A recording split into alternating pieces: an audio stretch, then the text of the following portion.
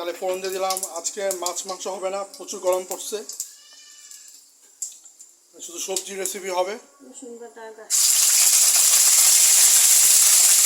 তাপমাত্রা তো প্রায় 40 ডিগ্রি ফুলফুল, অবস্থা খারাপ।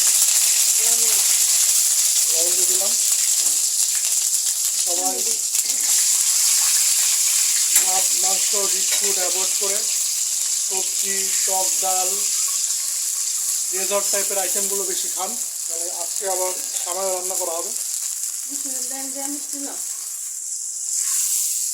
মাছ মাংস একটু অ্যাভয়েড করে চলাই ভালো।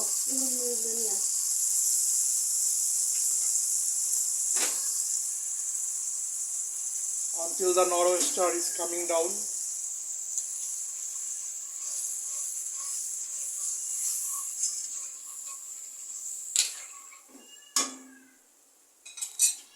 এখানে পেঁয়াজ আর কাঁচামরিচ আছে।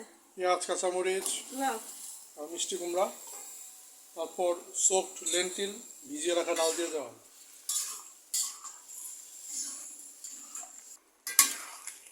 ধরা মিষ্টি কুমড়া যে সবজি, এগুলো রাস সেলুলোজ একটু সফট টাইপের, তাড়াতাড়ি সিদ্ধ হয়ে যায়।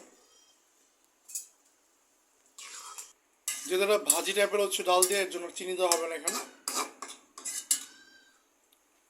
এখন ঢাকনাতে ঢেকে দেওয়া হবে। তারপর শেষ পর্যায়ে হয়তো কিছু ধনিয়া পাতা দিয়ে দেওয়া হবে।